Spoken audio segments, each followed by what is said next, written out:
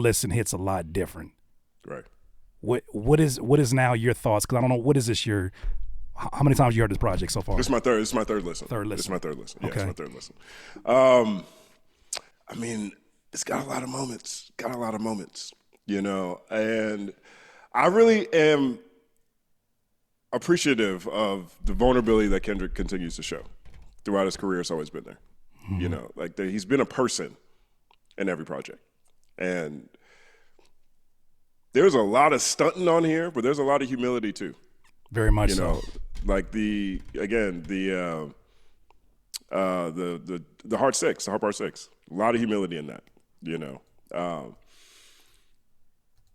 This song right here, Gloria, this is his, I used to love her, Maybe it's his Me and My Bitch. Maybe instead of his gun, his bitch is his pen, right? His reverence for Pac in the West Coast, it bleeds through this. Mm-hmm.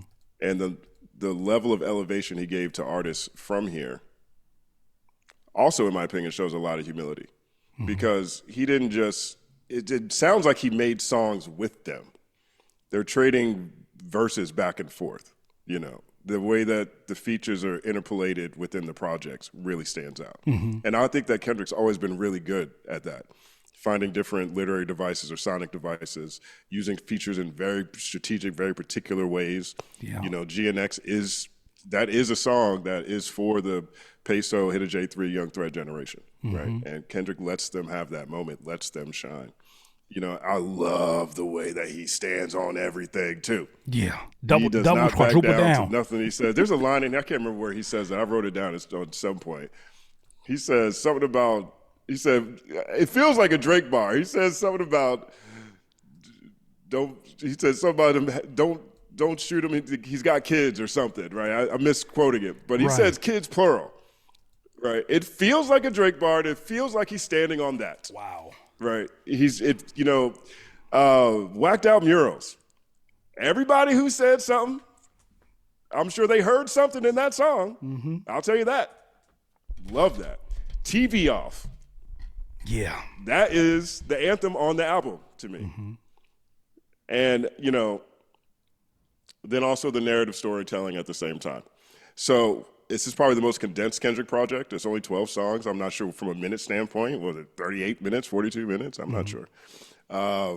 It's probably his most feature-laden Kendrick release. Probably more features on this than anything he's put out. Man. And at no point does it sound like he's compromising anything that he stands on. And it's answered all the most prevailing questions that have taken place this year.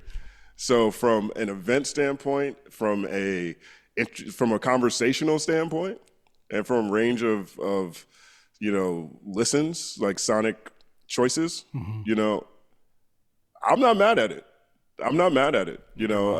Is it a classic? I mean, it's probably going to be a West Coast classic. I can definitely tell you that, just because of it's dedicated to the West Coast. Right. Not putting it, not minimizing it by any means, but albums that are dedicated to cities, regions, country songs, that people lean into them. So It feels like it's got West Coast classic potential on it.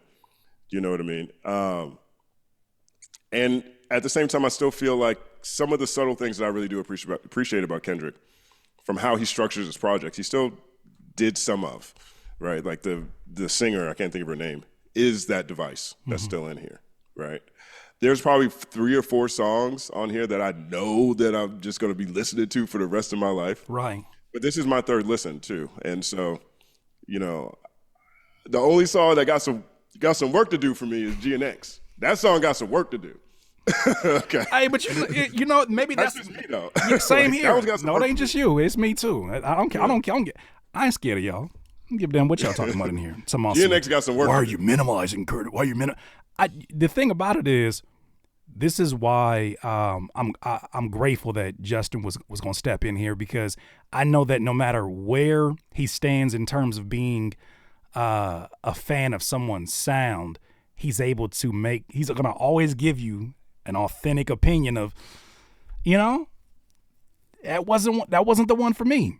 Like, dare I say, there was a beat or two on A Love Below that I still listen to, and I'm like, never grew on me.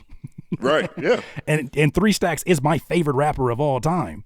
But I think there needs to be a separation between, and I think this is where a lot of people got in trouble during this whole ordeal, is that some people straddled the fence between things that were dealing with the culture and were weaponizing their opinions about the music to make comments about that.